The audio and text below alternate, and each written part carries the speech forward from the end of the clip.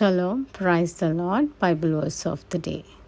నేను వచ్చునట్లు నీతి గుమ్మములు తీయుడి, నేను వాటిలో ప్రవేశించి యెహోవాకు కృతజ్ఞతాస్తుతులు చెల్లించుదును. కీర్తనలు 118 దేవుడి వాక్యం దీవించుగాక. ప్రభు నాకు ఈ వాక్యం ద్వారా బయలుపరిచింది ఏంటి అంటే, మనము మన పాపాల్ని ఆయన ముందు ఒప్పుకొని క్షమించబడి మనల్ని మనం శుద్ధీకరించుకొని మన హృదయానికి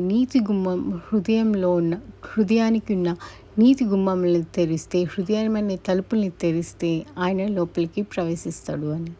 మనలో ఉన్న పాపాన్ని పట్టుకొని మనం పాపం చేస్తూ హృదయంలో పాపాన్ని పెట్టుకొని ఆయన్ని స్తుతించి ఆయన్ని రమ్మంటే ఆయన రాలేరు.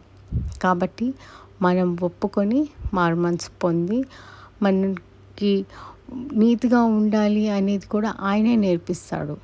ఆయన వాక్యమే నేర్పిస్తుంది. కాబట్టి మనం ప్రభు రాకడ వచ్చే సూచనలు చాలా ఎక్కువగా ఉన్నాయి. ఈరోజే మన పాపాలను ఒప్పుకొని ఆయన నిజమైన మన సొంత రక్షకుడుగా మనం ఒప్పుకొని మనము మన జీవితాన్ని ఎటర్నల్ లైఫ్ నుంచి మనం దూరం కాకుండా మన జీవితాన్ని ఎటర్నల్ లైఫ్కి దగ్గరగా చేసుకుందాము. యేసు నామములో జయం. ఆమేన్.